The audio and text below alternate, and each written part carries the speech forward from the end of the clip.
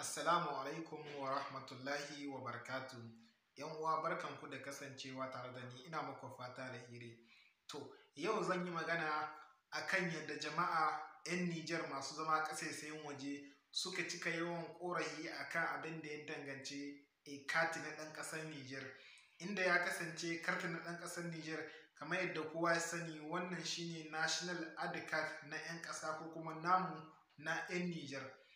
Inda kafin ma ba yanzu ba da jima da lokaci jama'a sun yi nuna ƙorafe-ƙorafensu, inda na gani a saman social media har da ma kai da wasu manyan kafafen yaɗa labarai na ƙasarmu na Nijar, inda har wani ma ya fito ya yi bugun gaba cewa idan ya kasance cewa gwamnatin Nijar ba ta da kuɗin da sayan waɗannan na'urori da za ta rinƙa yin kati na filastin, ta yi mishi magana ko kuma Nijar su to su haɗa kuɗi su tattara domin a sayi waɗannan na'urori waɗanda za a rinka buga National ID Card na filastin.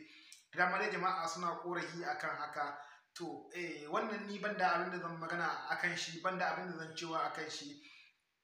Amma kamar mu 'yan Nijar masu zama ƙasar waje mun fi kowa yawan ƙorafe-ƙorafe akan matsalar wannan National ID Card, yadda kowa yake koke da shi. To ga wata sabuwar dama ta samu wadda za mu iya ganin mun inganta National ID Card ɗinmu. Wace irin dama ce?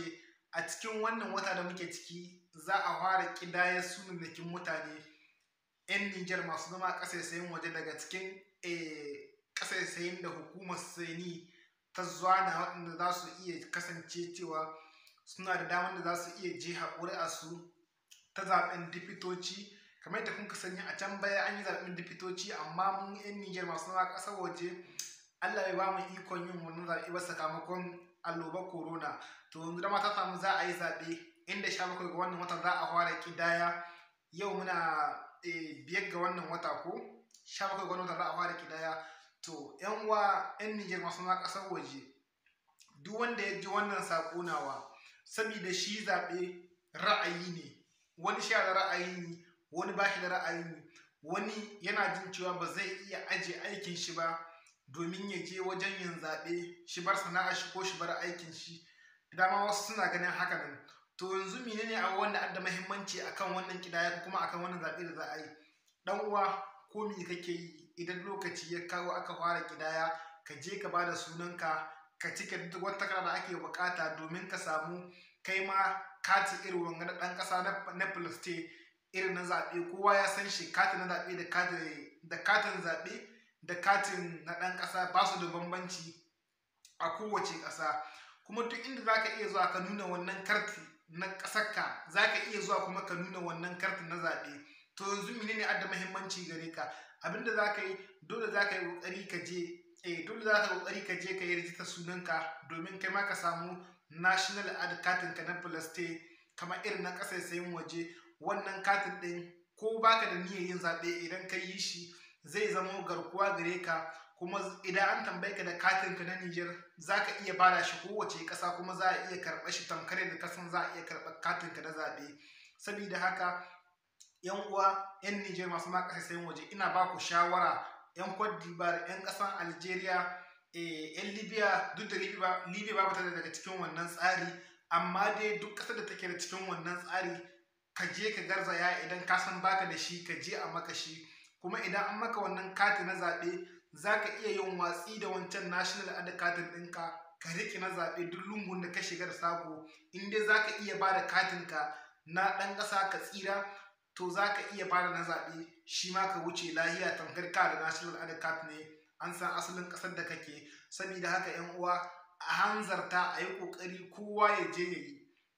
Ko ba ka da ra'ayin yin zaɓe, in ka ji an ce an fara ana yi, kai ma ka je ka yi don ka samu wancan National ID Card. Kuma abin da adda muhimmanci, wannan National ID Card idan maka shi shekara 10 za ka yi kana aiki da shi. Wancan kuma da kowa ya sani bakin shekara 5 ne ya gama aiki. Saboda haka ko don muhimmancin shekarun shi za ka iya zuwa kai wannan na zaɓe domin shi da matuƙar muhimmanci gare ka. 'Yan uwa, ina jan hankalinku 'yan Nijar masu zama ƙasar waje, ku hanzarta kowa ya je ya bada sunan shi, ya cike waɗannan takardu domin ya samu wannan National ID Card na filastin na ainihin zaɓe. Zai cike maka gurbin katinka na ɗan ƙasar Nijar. ina muku fata alheri. Yannan kuma abu mai muhimmanci wanda ya kamata a ce al'umma sun sani, menene za ka kai domin a maka shi. Na farko dole sai in ka da karta konsila ko kuma kartin ɗan ƙasar Nijar ko kanye da fami. Akwai dai ƙa'idoyin da an ka ba suwa, ka yi ƙoƙari ka bincika a yankin ku waɗanne irin ƙa'idodi an ka ba suwa, ambasad ɗin ƙasar da kake waɗanne irin ƙa'idodi ya ba suwa, domin ka cika waɗannan ƙa'idodi. Idan ka je wajen yunƙurin yin wannan katin zaɓe ba za ka sha wahala ba akan haka. Katin zaɓe na kashi ne, na filaste ne, shina da ƙarfi, shina da kyau, shina da inganci. Shekara 10 ba kwana 10 ba ne, ka je a yi maka shi. Ina muku fata alheri. Assalamu alaikum wa rahmatullahi wa barakatuhu.